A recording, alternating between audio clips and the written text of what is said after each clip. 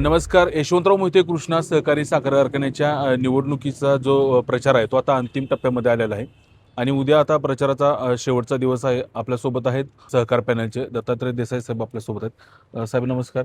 नमस्कार. गेले 10-12 दिवस झालं प्रचार सुरू आहे. तर प्रचार कशा पद्धतीनं सुरू होता आणि मतदारांचा प्रतिसाद कसा मिळाला? जयवंतराव भोसले सहकार पॅनेल नेरली तांबे गट क्रमांकचे अधिकृत उमेदवार मी देसाई दत्तात्रय हनुमंत, तसेच पाटील लिंबाजी महिपतराव व पाटील संभाजी आनंदराव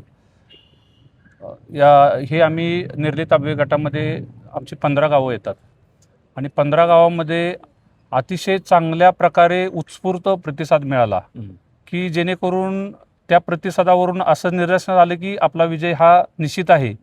आणि त्या विजयाचं त्या पाठिंब्यात सभासदांच्या पाठिंब्याचं एकमेव कारण असं आहे की गेल्या 11 वर्षामध्ये आदरणीय सुरेश बाबांनी जो कृष्णा कारखाना चांगल्या पद्धतीनं चालवलेला आहे त्याची पोचपावती किंवा तो एक ठाम विश्वास सभासदांच्यामध्ये आहे.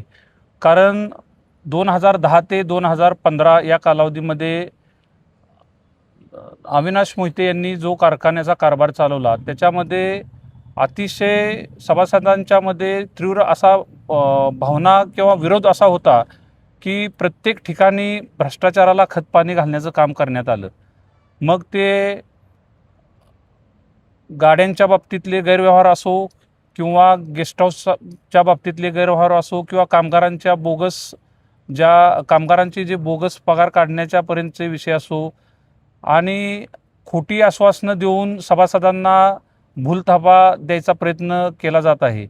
त्यामुळं सभासदांना एक कंपॅरिझन करण्याचं एक कालावधी मिळाला 2010चा ते 15 आणि 15 ते 25चा. त्याच्यामध्ये जे आदरणीय सुरेश बाबांनी काम केलेलं आहे ते पहिलं काम असं दिलं आहे की सर्वात उच्चांकी दर दिलेला आहे, विक्रमी गाळप क्षमता केलेली आहे. कारखान्याच्या इतिहासामध्ये पहिल्यांदाच आणि महाराष्ट्रात ह्या वर्षीचा गाळप हंगाम हा अतिशय उत्कृष्ट झालेला आहे. 3 नंबरचा गाळप 14,19,000 मेट्रिक टनाचं गाळप केलेलं आहे. आणि रिकव्हरीच्या बाबतीत बघायचं म्हणलं तर 12.59% ही अतिशय उत्कृष्ट रिकव्हरी मिळालेली आहे. तसेच आदरणीय सुरेश बाबांनी जो कामगार हितासाठी जो निर्णय घेतलेला आहे त्यांना बोनस असो किंवा पगारवाढ असो ही प्रत्येक वर्षी दिलेली आहे. तसेच कारखान्याच्या इतर ज्या इथेनॉलच्या बाबतीतले धोरण असो, डिस्लरीच्या बाबतीतलं धोरण असो, त्याचं एक्सपान्शन असो, ह्या गोष्टी केल्यामुळं कारखान्याला एक प्रकारे आर्थिक चालना मिळालेली आहे आणि त्याच्यामुळं आपल्याला उच्चांकी दर देण्यास मदत झालेली आहे. सभासदांचा प्रतिसाद कसा होता? सभासदांचा प्रतिसाद अतिशय उत्कृष्ट आहे, त्याबद्दल काही प्रश्नच येत नाही. आणि आपण बघायचं गेलं तर विरोधकांच्या सभांना, विरोधकांच्या पदयात्रांना मिळणारा प्रतिसाद आणि जयवंतराव भोसले सहकार पॅनेलला मिळणारा प्रतिसाद याचं कंपॅरिझन केलं तर आपल्याला दिसून येईल की सभासदांच्यामधून उठाव आहे की आपल्याला आजपर्यंत जो विजय संपादन केलेला नाही तो आपण जयवंतराव भोसले सहकार पॅनेलला विजय संपादन करून द्यायचा आहे. त्यामुळे सभासदांनीच हे इलेक्शन हातात घेतलेलं आहे. साहेब, तुमच्या गावातले काही विरोध असेल त्यांनी असा आरोप केला आहे की ज्यावेळी पाणीपट्टीची वाढ झाली त्यावेळेला तुम्ही आवाज का उठवला नाही असा त्यांनी आरोप केलेला आहे. मला त्या विरोधकांना असं सांगायचं आहे, खरं तर ते पाठीमागच्या 2010 ते 2015च्या कालावधीमध्ये ते सत्तेमध्ये सहभागी होते. त्या सत्तेत सहभागी असताना कारखान्यात इतका मोठा भ्रष्टाचार झाला की जो लेखापरीक्षण अहवालामध्ये दिसत आहे आणि त्याच्याबद्दल एक अवाक्षरही बोललेलं नाही.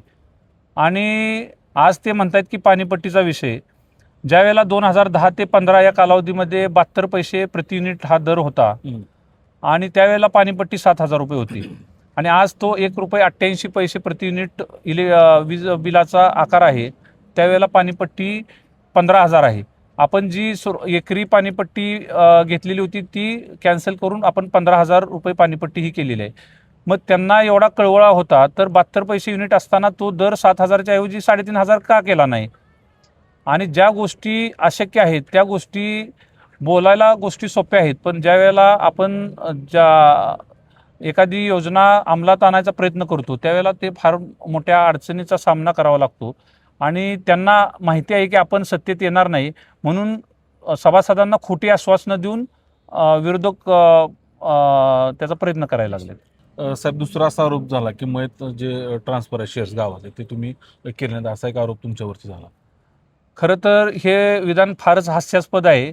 ज्यांनी आरोप केला त्या आरोप करणाऱ्यांना मला सांगायचं आहे की त्यांनी जी शिफारस केलेली कामं आहेत आणि किंबहुना शिफारस नसती जरी केली तरी 100% वाटार गावातील आणि जेवढी शिफारस केलेली आहे ते शेअर मंजूर झालेले आहेत. आणि तसं कदाचित नाही आढळलं तर ते म्हणाल ती त्या स्टेजवर येऊन मी त्याचं उत्तर द्यायला तयार आहे. गेल्या 11 वर्षाच्या इतिहासामध्ये मागच्या 5 वर्षामध्ये 3700 शेअर ट्रान्सफर झाले आणि त्याच्या पाठीमागील वर्षात 2015 त्या कालावधीमध्ये 2800 शेअर ट्रान्सफर झाले. तर हा आरोप बिनबुडाचा आहे. आता तुम्ही काय सांगाल, आता निवडणूक अंतिम टप्प्यामध्ये आहे, उद्या प्रचाराचा शेवटचा दिवस आहे, काय आव्हान सभासदांना करावं? मी सभासद बंधू भगिनींना नम्र विनंती, कळकळीचं आवाहन करतो की विरोधकांच्या भूलथापांना बळी पडू नका. कारण ते जे उमेदवार संस्थापक पॅनेलचे उभे राहिलेले आहेत, मला त्यांचं कंपॅरिझन करणं उचित वाटत नाही, परंतु गैरसमज पसरवण्याचं ते एक मोठं माध्यम आहे. ते कदाचित आपल्या भारतामध्ये बी अवेलेबल नाही. एवढं गैरसमज ते पसरून सभासदांच्या दिशाभूल करतात.